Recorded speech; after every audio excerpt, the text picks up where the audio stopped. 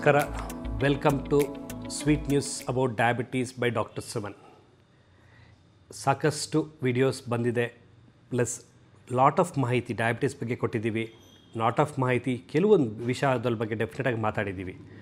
ಇವತ್ತಿನ ಒಂದು ಹೊಸ ವಿಷಯ ಏನಪ್ಪ ಮಾತಾಡೋಕ್ಕೆ ಬರ್ತಾಯಿದ್ದೀವಿ ಅಂದರೆ ಫ್ಯಾಟಿ ಲಿವರ್ ಅಂತ ಬಗ್ಗೆ ಮಾತಾಡೋಕ್ಕೆ ಬರ್ತಾಯಿದ್ದೀವಿ. ನೀವೆಲ್ಲರೂ ಕೇಳ್ಬೋದು, ಫ್ಯಾಟಿ ಲಿವರ್ ಅಂದರೆ ಏನು ಡಾಕ್ಟ್ರೆ ಅಂತ ಕೇಳ್ಬೋದು. ಬಹುಶಃ ನಿಮ್ಮ ಡಾಕ್ಟರ್ ಹತ್ರ ಹೋದಾಗ ಅವ್ರು ಕೇಳ್ತಾರೆ, ದಯವಿಟ್ಟು ಒಂದು ಸ್ಕ್ಯಾನ್ ಮಾಡ್ಕೊಂಬನ್ನಿ ಅಂತ ಕೇಳ್ತಾರೆ. ಸ್ಕ್ಯಾನ್ ಮಾಡಿಸಿದಾಗ, ಅಯ್ಯೋ ಡಾಕ್ಟರ್ ನನಗೆ ಫ್ಯಾಟಿ ಲಿವರ್ ಅಂತ ಬಂದುಬಿಟ್ಟಿದೆಯಲ್ಲ, ನಾನೇನು ಕೊಬ್ಬೆ ತಿನ್ನಲ್ವಲ್ಲ, ಬಟ್ ಯಾಕೆ ಫ್ಯಾಟಿ ಲಿವರ್ ಆಗೋಯ್ತು ಅಂತ ನೀವು ಕೇಳ್ಬೋದು. ವೆಲ್, ಎಲ್ಲ ಡಯಾಬಿಟಿಕ್ಕಿಗೂ ಕಂಟ್ರೋಲ್ ಆಗದೇ ಇದ್ದರೆ ಡಯಾಬಿಟಿಸು ಫ್ಯಾಟಿ ಲಿವರ್ ಆಗಿ ಕನ್ವರ್ಟ್ ಆಗಿಬಿಡುತ್ತೆ. ಅಂದರೆ ಶುಗರ್ ಲೆವೆಲ್ಸ್, ಎಕ್ಸ್ಟ್ರಾ ಶುಗರ್ಸ್ ಏನಾಗುತ್ತೆ, ಎಕ್ಸ್ಟ್ರಾ ಶುಗರ್ ಫ್ಯಾಟಾಗಿ ಕನ್ವರ್ಟ್ ಆಗುತ್ತೆ. ಕನ್ವರ್ಟ್ ಆಗಿದ್ದು ಎಲ್ಲಿ ಸ್ಟೋರ್ ಆಗುತ್ತೆ? ಲಿವರ್, ಮಸಲ್ಸ್ ಆ್ಯಂಡ್ ಇಂಟೆಸ್ಟೈನ್ಸ್ ಅಂತ ಕರಿತೀವಿ ಅಲ್ಲಿ, ಪ್ಲಸ್ ಬ್ಲಡ್ ವೆಸಲ್ಸಲ್ಲಿ, ಹಾಗೆ ಹಲವಾರು ಜಾಗದಲ್ಲಿ ಫ್ಯಾಟ್ ಸ್ಟೋರ್ ಆಗ್ತಾ ಬಂದುಬಿಡುತ್ತೆ. ಸೊ ಅದು ನಮಗೆ ಮೇಜರಾಗಿ ಎಫೆಕ್ಟ್ ಆಗ್ತಾ ಬರುತ್ತೆ. ಅದೇನು ಮಾಡುತ್ತೆ, ನಮ್ಮ ಇನ್ಸುಲಿನ್ ರೆಸಿಸ್ಟೆನ್ಸ್ನ ಜಾಸ್ತಿ ಮಾಡಿಬಿಡುತ್ತೆ. ಅಂದರೆ ಫಾರ್ ಎಕ್ಸಾಂಪಲ್ ನಮ್ಮ ಇನ್ಸುಲಿನ್ನೇ ಸರಿಯಾಗಿ ಕೆಲಸ ಮಾಡಲ್ಲ, ಮಾಡದೇ ಇದ್ದರೆ ಶುಗರ್ ಲೆವೆಲ್ ಇನ್ನೂ ಜಾಸ್ತಿ ಆಗುತ್ತೆ. ಸೊ ಹಾಗಾಗಿ ಎಲ್ಲ ಡಯಾಬಿಟಿಕ್ಕು ನಾವು ಫ್ಯಾಟಿ ಲಿವರ್ ಇದೆಯೋ ಅಲ್ವ ಅಂತ ಚೆಕ್ ಮಾಡ್ತೀವಿ. ಚೆಕ್ ಮಾಡಿ ಕಂಟ್ರೋಲ್ ಆಫ್ ಡಯಾಬಿಟಿಸ್ ಇಲ್ಲ ಅಂದರೆ ಕಂಟ್ರೋಲ್ ಆಫ್ ಡಯಾಬಿಟಿಸ್ನ ಸ್ವಲ್ಪ ತೊಗೊಳಕ್ಕೆ ನಾವು ನೋಡ್ತೀವಿ. ಕಂಟ್ರೋಲ್ ಮಾಡಿಕೊಂಡ್ರೆ ಈ ಫ್ಯಾಟಿ ಲಿವರ್ ನಾರ್ಮಲ್ ಆಗುತ್ತೆ ಅನ್ನೋದಕ್ಕೋಸ್ಕರ. ನೀವು ಕೇಳ್ಬೋದು, ಯಾಕೆ ಡಾಕ್ಟ್ರೆ ಇತ್ತೀಚೆಗೆ ಫ್ಯಾಟಿ ಲಿವರ್ ಜಾಸ್ತಿ ಆಗ್ತಾಯಿದೆ ಅಂತ. ಇವಾಗ ಫ್ಯಾಟಿ ಲಿವರ್ಗೆ ಹಲವಾರು ಕಾರಣಗಳಿರ್ಬೋದು, ಏನೇ ಕಾರಣ ಇರಲಿ. ಕೆಲವು ಸತಿ ನಾವು ಹೇಳ್ತೀವಿ ಆಲ್ಕೋಹಾಲ್ ನಾವು ಕುಡಿಯೋದು, ನಾವು ಮದ್ಯಪಾನ ಮಾಡ್ತೀವಿ ಅಂತ ಹೇಳ್ತಾರೆ. ಮದ್ಯಪಾನ ಮಾಡೋರಲ್ಲೂ ಕೂಡ ಎಕ್ಸ್ಟ್ರಾ ಮದ್ಯಪಾನದ ಏನಾಗುತ್ತೆ, ಫ್ಯಾಟಾಗಿ ಕನ್ವರ್ಟ್ ಆಗುತ್ತೆ. ಕೆಲವರು ಮದ್ಯಪಾನ ಮಾಡದೇ ಇದ್ದರೂ ಕೂಡ ನಾನ್ ಆಲ್ಕೋಹಾಲಿಕ್ ಫ್ಯಾಟಿ ಲಿವರ್ ಅಂತ ಕರಿತೀವಿ. ಅಂದರೆ ತಗೊಳ್ಳದೇ ಇದ್ದರೂ ಕೂಡ ಶುಗರಲ್ಲಿ ಫ್ಯಾಟ್ ಆಗ್ತಾ ಕನ್ವರ್ಟ್ ಆಗ್ತಾಯಿದೆ. ಏನಿದಕ್ಕೆ ಮೂಲ ಉದ್ದೇಶ ಅಂದರೆ it is A metabolic disorder ಅಂತ ಕರಿತೀವಿ. ಅಂದರೆ ನಮ್ಮಲ್ಲಿ ಪರ್ಟಿವನ್ ಮೆಟಬಾಲಿಸಮ್ ಸರಿಯಾಗಿ ಆಗದೆ ಆ ಮೆಟಬಾಲಿಸಮಿಂದ ಆಗಂಥ ಪರಿಣಾಮಗಳು ಅಂತ ಹೇಳ್ತೀವಿ. ಏನಾಗುತ್ತೆ, ಇನ್ಫ್ಲಮೇಷನ್ ಅಂತ ಹೇಳ್ತೀವಿ. ಅಂದರೆ ಲಿವರ್ ಮೇಲೆ ಇನ್ಫ್ಲಮೇಷನ್ ಆಗುತ್ತೆ. ಆ ಲಿವರ್ ಮೇಲೆ ಇನ್ಫ್ಲಮೇಷನ್ ಆದರೆ ಲಿವರ್ ಕೆಲಸಗಳೇ ಕಮ್ಮಿ ಆಗಿಬಿಡುತ್ತೆ. ಲಿವರ್ ಕೆಲಸಗಳು ಕಮ್ಮಿ ಆದರೆ ಡೈಜೆಷನ್ ಕಮ್ಮಿ ಆಗುತ್ತೆ, ನಾವು ತಿನ್ನೋಕ್ಕಾಗಲ್ಲ, ಗ್ಯಾಸ್ಟ್ರೈಟಿಸ್ ಬರ್ಬೋದು, ಹಾಗೆ ಹಲವಾರು ರೀಸನ್ಸ್ ಆಗ್ತಾ ಹೋಗುತ್ತೆ. ಅದು ನಮಗೆ ಡಯಾಬಿಟಿಸ್ಗೂ ಎಫೆಕ್ಟ್ ಆಗುತ್ತೆ, ಇಂಡೈರೆಕ್ಟಾಗಿ ನಮಗೆ ಗ್ಯಾಸ್ಟ್ರೈಟಿಸ್ಗೂ ಆಗೋಕ್ಕೆ ಚಾನ್ಸಸ್ ಜಾಸ್ತಿ ಆಗಿಬಿಡುತ್ತೆ. ನೀವು ಕೇಳಿರ್ಬೋದು ಆಲ್ಕೋಮಿನ್ಸ್ ALT ಮತ್ತು AST ಅಂತ ಕೇಳಿರ್ಬೋದು. ಇವೆಲ್ಲ ನಾವು ಏನಾಗುತ್ತೆ, ಲಿವರ್ ಎನ್ಸೈಮ್ಸ್ ಅಂತ ಚೆಕ್ ಮಾಡ್ತೀವಿ. ಆ ಲಿವರ್ ಎನ್ಸೈಮ್ಸ್ ಎಷ್ಟಿದೆ ಅಂತ ನೋಡ್ಕೊತಿದ್ದಂಗೆ ನಮಗೆ ಗೊತ್ತಾಗ್ಬಿಡುತ್ತೆ ಲಿವರ್ ಎಷ್ಟು ಹೆಲ್ತಿಯಾಗಿದೆ, ಈ ಥರ ಫ್ಯಾಟಿ ಆಗ್ತಿದೆಯಾ ಅಂತ ನೋಡ್ತೀವಿ. ಇನ್ಫ್ಯಾಕ್ಟ್ ಒಂದು ಸ್ಟಡಿ ಮಾಡಿದ್ದಾರೆ. ಆ ಸ್ಟಡಿ ಪ್ರಕಾರ ನೋಡಿದಾಗ ಆಲ್ಮೋಸ್ಟ್ ಲೈಕ್ ಅರೌಂಡ್ 30 to 40% ಪರ್ಸನ್ಸ್ಗೆ ಆಲ್ರೆಡಿ ಫ್ಯಾಟಿ ಲಿವರ್ ಬಂದ್ಬಿಟ್ಟಿದೆ ಅಂತ ಹೇಳ್ತೀವಿ. ಈ ಫ್ಯಾಟಿ ಲಿವರ್ನ ನಾವು ನೋಡ್ಕೊಳ್ಳದೆ ಹಾಗೆ ನಾವು ನೆಗ್ಲೆಕ್ಟ್ ಮಾಡಿಬಿಟ್ರೆ ಮುಂದೆ ಹೋಗ್ತಾ ಹೋಗ್ತಾ ಈ ಫ್ಯಾಟಿ ಲಿವರ್ ಏನಾಗುತ್ತೆ ಅಂದರೆ ಸಿರೋಸಿಸ್ ಅಂತೀವಿ. ಅಂದರೆ ಲಿವರ್ ಸ್ವಲ್ಪ ಶ್ರಿಂಕ್ ಆಗೋಕ್ಕೆ ಸ್ಟಾರ್ಟ್ ಆಗುತ್ತೆ, ಲಿವರ್ ಕೆಲಸ ಕಮ್ಮಿ ಆಗೋಕ್ಕೆ ಸ್ಟಾರ್ಟ್ ಆಗುತ್ತೆ. ಅದೊಂದೇ ಅಲ್ಲ, ಲಿವರ್ ಫೇಲ್ಯೂರ್ ಆಗಿಬಿಡುತ್ತೆ.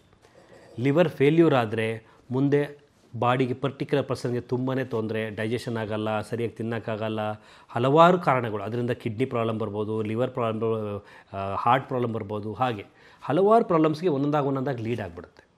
ಸೊ ಹಾಗಾಗಿ ಫ್ಯಾಟಿ ಲಿವರ್ನ ದಯವಿಟ್ಟು ನೆಗ್ಲೆಕ್ಟ್ ಮಾಡಬೇಡಿ. ಫ್ಯಾಟಿ ಲಿವರ್ ತುಂಬಾ ಅವಶ್ಯಕತೆ ಕಂಡುಹಿಡಿದು ಟ್ರೀಟ್ ಮಾಡೋದು. ಹೌದು ಡಾಕ್ಟ್ರೆ, ನಾನು ಚೆಕ್ ಮಾಡಿದ್ದೀನಿ, ನನಗೆ ಫ್ಯಾಟಿ ಲಿವರ್ ಬಂದುಬಿಟ್ಟಿದೆ, ಅದನ್ನು ನಾವು ಹೇಗೆ ಟ್ರೀಟ್ ಮಾಡಬೇಕು ಡಾಕ್ಟ್ರೆ, ಏನು ತಿನ್ಬೋದು ಏನು ತಿನ್ನಬಾರ್ದು ಅಂತ ನೀವು ಕೇಳ್ಬೋದು. ವೆಲ್, ನಾನು ಡಯಟಲ್ಲಿ ಹೇಳಬೇಕು ಅಂದರೆ ಡಯಾಬಿಟೀಸಲ್ಲಿ ಕಾರ್ಬೋಹೈಡ್ರೇಟ್ಸ್ ಕಮ್ಮಿ ಮಾಡಿ ಅಂತ ಹೇಳ್ತೀವಿ. ಕಾರ್ಬೋಹೈಡ್ರೇಟ್ಸ್ ಅಂದರೆ ನಾವು ತಿನ್ನೋಂಥ ಈ ಅನ್ನ ಐಟಮು, ಚಪಾತಿ ಐಟಮು, ಮುದ್ದೆ ಐಟಮು, ಇವೆಲ್ಲ ಕಾರ್ಬೋಹೈಡ್ರೇಟ್ಸಾಗಿ ಕನ್ವರ್ಟ್ ಆಗುತ್ತೆ. ಅದನ್ನು ನಾವು ಕಾರ್ಬೋಹೈಡ್ರೇಟ್ಸ್ನ ನಾವು ಕಮ್ಮಿ ಮಾಡಬೇಕು. ಮೋಸ್ಟ್ ಇಂಪಾರ್ಟೆಂಟ್ ಲಿವರಲ್ಲಿ ಏನಪ್ಪ ಅಂದರೆ ಇಸ್ ಎ ರಿವರ್ಸಿಬಲ್ ಅಂತ ಪ್ರಾಬ್ಲಮ್ ಅಂತ ಹೇಳ್ತೀವಿ. ಲಿವರ್ ಏನೇ ಪ್ರಾಬ್ಲಮ್ ಆದರೂ ಈಸಿಯಾಗಿ ರಿವರ್ಸ್ ಆಗಿಬಿಡುತ್ತೆ. ಅಂದರೆ ನಾವು ಕರೆಕ್ಟಾಗಿ ಇಟ್ಕೊಂಡ್ಬಿಟ್ರೆ ವಾಪಸ್ ತೊಂದರೆ ಆಗಿದ್ದೆಲ್ಲ ವಾಪಸ್ ನಾರ್ಮಲ್ ಆಗಿಬಿಡುತ್ತೆ. ಅದು ಒಂದು ಅಡ್ವಾಂಟೇಜ್. ಒಂದು ಸತಿ ನಮಗೆ ಸಿರೋಸಿಸ್ ಆಗೋದ್ರೆ, ಅಂದರೆ ಲಿವರ್ ಶ್ರಂಕ್ ಆಗೋದ್ರೆ, ಅದನ್ನು ನಾವು ಏನೂ ಮಾಡೋಕ್ಕಾಗಲ್ಲ, ಅದರಿಂದ ನಾವು ಫೇಲ್ಯೂರಿಗೆ ಹೊರಟೋಗ್ತೀವಿ. ಹಾಗಾಗಿ ಅದನ್ನು ಆಗದಿರಂಗೆ ನೋಡ್ಕೊಳ್ಳಿ. ಸೊ ಹಾಗಾಗಿ ಲಿವರ್ಸ್ ಚೆಕಪ್ನ ಅಂದರೆ ಯಾವಾಗಲೇ ನೀವು ಶುಗರ್ ಚೆಕ್ ಮಾಡಬೇಕಾದ್ರೂ ಕೂಡ ವರ್ಷಕ್ಕೊಂದು ಸತಿ ಲಿವರ್ ಚೆಕಪ್ ಮಾಡಿಸಿ, ಹೊಟ್ಟೆ ಸ್ಕ್ಯಾನ್ ಮಾಡಿಸ್ಕೊಳ್ಳಿ, ಕೊಲೆಸ್ಟ್ರಾಲ್ ಅಂಶ ಚೆಕ್ ಮಾಡಿಸ್ಕೊಳ್ಳಿ. ಇವೆಲ್ಲ ಮಾಡಿಸ್ಕೊಳ್ಳೋದ್ರಿಂದ ನಿಮ್ಗೆ ಎಷ್ಟಿದೆ ಅಂತ ಗೊತ್ತಾಗ್ಬಿಡುತ್ತೆ. ಗೊತ್ತಾದರೆ ನೀವು ಟ್ರೀಟ್ ಮಾಡೋದು ತುಂಬಾ ಈಸಿ. ಅದನ್ನು ವೆರಿ ಇಂಪಾರ್ಟೆಂಟ್ ಅಂತ ನಾವು ಕರಿತೀವಿ. ಇನ್ನೊಂದು ಏನು ಹೇಳ್ತೀವಿ ಅಂದರೆ ಜನರಲಾಗಿ ಈ ಲಿವರ್ನ ನಾವು ಸರಿಯಾಗಿ ನೋಡ್ಕೊಳ್ಳದೆ ಹಾಗೆ ಸಿರೋಸಿಸ್ ಆಗಿ ಹಂಗೆ ಬಿಟ್ಬಿಟ್ರೆ ಫೈಬ್ರೋಸಿಸ್ ಅಂತೀವಿ. ಒಂದೆಲ್ಲ ಅಂಟು ಆಗಿಬಿಡುತ್ತೆ, ಗಟ್ಟಿಯಾಗಿಬಿಡುತ್ತೆ. ಒಳಗೆ ಲಿವರ್ ಗಟ್ಟಿಯಾಗಿಬಿಟ್ರೆ ಲಿವರ್ ಕೆಲಸನೇ ಹೋಯಿತು. ಲಿವರ್ ಏನು ಮಾಡುತ್ತೆ, ಈ ಎನ್ಸೈಮ್ಸ್ ಪ್ರೊಡ್ಯೂಸ್ ಮಾಡುತ್ತೆ. ಯಾವಾಗ ಪ್ರೊಡ್ಯೂಸ್ ಮಾಡುತ್ತೆ, ಯಾವಾಗ ನೀವು ಕೊಬ್ಬಿನಾಂಶ ತಿಂತೀರೋ ಅಥವಾ ಫ್ಯಾಟ್ ಕಂಟೆಂಟ್ ತಿಂತೀರೋ ಅಥವಾ ಏನೇ ತಿಂದಾಗ ಏನಾಗುತ್ತೆ ಅಂದರೆ ಫ್ಯಾಟ್ ಡೈಜೆಷನ್ಗೋಸ್ಕರ ಲಿವರ್ ಪ್ರೊಡ್ಯೂಸ್ ಮಾಡಿರೋಂಥ ಜ್ಯೂಸು ಎಲ್ಲದನ್ನು ಡೈಜೆಸ್ಟ್ ಮಾಡುತ್ತೆ. ಯಾವಾಗ ಈ ಲಿವರ್ ಕೆಲಸನೇ ಟೋಟಲಾಗಿ ಡ್ರಾಪ್ ಆಗಿಬಿಡುತ್ತೋ ದೆನ್ ಆಟೋಮೆಟಿಕಲಿ ಇವೆಲ್ಲ ಡೈಜೆಸ್ಟ್ ಆಗದೇ ಇದ್ದಾಗ ಅವೆಲ್ಲ ಅಕ್ಯುಮುಲೇಟ್ ಆಗಿ ಬಾಡಿಲಿ ಎಫೆಕ್ಟ್ ಕೊಡ್ತಾ ಬರುತ್ತೆ. ಅದಕ್ಕೋಸ್ಕರ ನಾವು ಹೇಳೋದಿಷ್ಟೇ, ದಯವಿಟ್ಟು ಎನ್ಶೋರ್ ದಟ್ ನಿಮ್ಮ ಲಿವರ್ ಎನ್ಸೈಮ್ಸ್ ಕರೆಕ್ಟಾಗಿರಬೇಕು, ನಿಮ್ಮ ಫುಡ್ ಕರೆಕ್ಟಾಗಿರಬೇಕು, ಪ್ಲಸ್ ನೀವು ಆದಷ್ಟು ಡಯಾಬಿಟಿಸ್ ಕಂಟ್ರೋಲ್ ಕರೆಕ್ಟಾಗಿ ಇಟ್ಕೊಂಡ್ರೆ ಎಲ್ಲ ಥರದ ಪ್ರಾಬ್ಲಮ್ಸು ಈಸಿಯಾಗಿ ಸಾಲ್ವ್ ಮಾಡ್ಬೋದು. ಇನ್ನು ಕೇಳ್ಬೋದು, ಡಾಕ್ಟ್ರೆ ಲಿವರ್ ಎನ್ಸೈಮ್ಸ್ ಏನೋ ಅಂತ ನೀವು ಹೇಳಿದ್ರಿ, ಲಿವರ್ ಎನ್ಸೈಮ್ಸ್ ಜಾಸ್ತಿ ಆಗಿಬಿಟ್ಟಿದೆ ಪ್ಲಸ್ ಫ್ಲಾಟಿ ಲಿವರ್ ಆಗಿಬಿಟ್ಟಿದೆ ಅಂತ ಹೇಳಿದ್ವಿ, ಬಟ್ ಅವನ್ನೆಲ್ಲ ನಾವು ಹೇಗೆ ತಡೆಯೋದು ಅಂತ ಕೇಳ್ಬೋದು. ವೆಲ್, ನಾನು ಹೇಳ್ತೀನಿ, ಆದಷ್ಟು ಪ್ಯಾಲಿಯೋ ಡಯಟ್ ಅಂತ ಕರಿತೀವಿ, ಅಂದರೆ more of vegetarians. Non vegetarian diet ತಿನ್ನೋರಲ್ಲಿ ಲಿವರ್ ಇನ್ನೂ ಜಾಸ್ತಿ ಕೆಡುತ್ತೆ, ಪ್ಲಸ್ ಡ್ರಿಂಕ್ಸ್ ಮಾಡೋರಲ್ಲಿ ಇನ್ನೂ ಲಿವರ್ ಜಾಸ್ತಿ ಕೆಡುತ್ತೆ. ಅದನ್ನೆಲ್ಲ ದಯವಿಟ್ಟು ಬಿಟ್ಬಿಡಿ.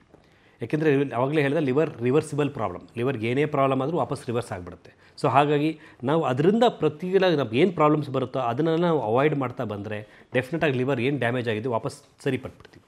ಪ್ಲಸ್ ಎಕ್ಸಸೈಸ್ ಮಾಡಬೇಕು, ಚೆನ್ನಾಗಿ ಆ್ಯಕ್ಟಿವಿಟಿ ಮಾಡಬೇಕು, ಚೆನ್ನಾಗಿ ಕ್ಯಾಲರಿ ಔಟ್ ಬರ್ನ್ ಮಾಡಬೇಕು. ಬರ್ನ್ ಮಾಡೋದ್ರಿಂದ ಏನಾಗುತ್ತೆ, ಒಳಗೆ ಲಿವರಲ್ಲಿರೋ ಫ್ಯಾಟೆಲ್ಲ ಈಚೆಗೆ ಬರೋಕ್ಕೆ ಸ್ಟಾರ್ಟ್ ಆಗುತ್ತೆ, ಫ್ಯಾಟೆಲ್ಲ ಡೈಜೆಸ್ಟ್ ಆಗುತ್ತೆ, ಲಿವರ್ ಎನ್ಸೈಮ್ಸ್ ಆ್ಯಕ್ಟಿವ್ ಆಗುತ್ತೆ, ಪ್ಲಸ್ ಲಿವರ್ ಸೆಲ್ಸ್ ಆ್ಯಕ್ಟಿವ್ ಆಗುತ್ತೆ. ಹೆಪಟೋಸೈಟ್ಸ್ ಅಂತ ನೀವು ಕೇಳಿರ್ಬೋದು, ಲಿವರ್ ಸೆಲ್ಸ್ ಆರ ಹೆಪಟೋಸೈಟ್ಸ್ ಅಂತ ಕರಿತೀವಿ. ಆ ಲಿವರ್ ಸೆಲ್ಸ್ ಹೆಪಟೋಸೈಟ್ಸ್ ನಾವೇನಾರು ಹಂಗೆ ನಾವು ನೋಡ್ಕೊಳ್ದೆ ಹಂಗೆ ಬಿಟ್ಬಿಟ್ಟು ಫ್ಯಾಟ್ ಸೆಲ್ಸ್ ಆದರೆ ಆ ಫ್ಯಾಟ್ ಸೆಲ್ಸ್ ಒಡೆದ್ಬಿಟ್ಟು ಬರ್ಸ್ಟ್ ಆಗಿಬಿಟ್ಟು ಲಿವರ್ ಎನ್ಸೈಮ್ಸ್ ಎಲ್ಲ ಜಾಸ್ತಿ ಆಗಿಬಿಡುತ್ತೆ. ಆವಾಗ ನಾವು ಲಿವರ್ ಎನ್ಸೈಮ್ಸ್ ಬ್ಲಡಲ್ಲಿ ಚೆಕ್ ಮಾಡಿದಾಗ ಲಿವರ್ ಎನ್ಸೈಮ್ಸ್ ತುಂಬ ಎಲಿವೇಟೆಡಾಗಿ ತೋರಿಸ್ಬಿಡುತ್ತೆ. ಸೊ ಹಾಗಾಗಿ ಇಟ್ಸ್ ವೆರಿ ಇಂಪಾರ್ಟೆಂಟ್, ನಾವು ಅದನ್ನು ಕಂಟ್ರೋಲ್ ಮಾಡಬೇಕು. ಬಟ್ ಏನೇನು ಫುಡ್ನ ಅವಾಯ್ಡ್ ಮಾಡ್ಬೋದು ಅಂತ ನೀವು ಕೇಳ್ಬೋದು. ವೆಲ್, ಆವಾಗಲೇ ಹೇಳಿದೆ, ಎಕ್ಸ್ಟ್ರಾ ಶುಗರ್ ತಿನ್ನೋದು ಕಟ್ ಮಾಡಿ, ಶುಗರಿಂದ ಕೂಡ ಲೀಡ್ ಆಗುತ್ತೆ. ಆಲ್ಕೋಹಾಲ್ ಅಂದರೆ ಕುಡಿಯೋ ಅಭ್ಯಾಸ ಇದ್ದರೆ ದಯವಿಟ್ಟು ಬಿಟ್ಬಿಡಿ. ಗ್ರೇನ್ಸ್, ಕೆಲವೊಂದು ಗ್ರೇನ್ಸ್ಗಳಿಂದ ಕೂಡ ಬರೋ ಚಾನ್ಸಸ್ ಇರುತ್ತೆ, ಆದಷ್ಟು ಮೊಳಕೆ ಕಟ್ಟಿರೋ ತಿನ್ನಿ. ನಾನ್ ವೆಜಿಟೇರಿಯನ್ಸ್ ದಯವಿಟ್ಟು ತಿನ್ನೋಕ್ಕೆ ಹೋಗಬಾರ್ದು. ಡೈರಿ ಪ್ರಾಡಕ್ಟ್ಸ್ ಅಂದರೆ ಈಗ ಗೊತ್ತಾಯಿದೆ, ಹಾಲು, ನೀರು, ಮಜ್ಜಿಗೆ, ಮೊಸರು ಅಂಥವೆಲ್ಲ ಇದೆ, ಅದನ್ನೆಲ್ಲ ಸ್ವಲ್ಪ ಕಮ್ಮಿ ಮಾಡಿ.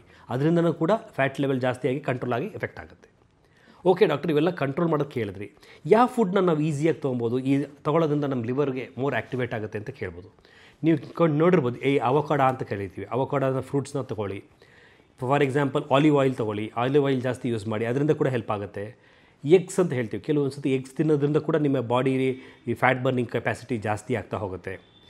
Most important, coffee tea, black coffee, black tea ಅಂತ ನಾವು ಏನು ಹೇಳ್ತೀವೋ, ಕಾಫಿ ಟೀ ತೊಗೊಳ್ಳೋದ್ರಿಂದ ನಮ್ಮ ಲಿವರ್ ಎನ್ಸೈಮ್ಸ್ ರಿಯಾಕ್ಟಿವೇಟ್ ಆಗಿ ಲಿವರಲ್ಲಿರೋ ಕೆಟ್ಟ ಅಂಶ ಎಲ್ಲ ಕ್ಲಿಯರ್ ಔಟ್ ಆಗುತ್ತೆ, ಫ್ಯಾಟ್ಸ್ ಎಲ್ಲ ಡೈಜೆಸ್ಟ್ ಆಗುತ್ತೆ, ಇಂಡೈರೆಕ್ಟಾಗಿ ನಮಗೆ ಬಾಡಿಗೆ ಹೆಲ್ಪ್ ಆಗುತ್ತೆ.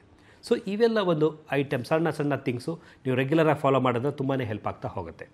ಪ್ಲಸ್ ಫಾಸ್ಟಿಂಗ್ ಅಂತ ಹೇಳ್ತೀವಿ, ಇಂಟರ್ಮಿಟೆಂಟ್ ಫಾಸ್ಟಿಂಗ್ ಅಂತ ನೀವು ಕೇಳಿರ್ಬೋದು.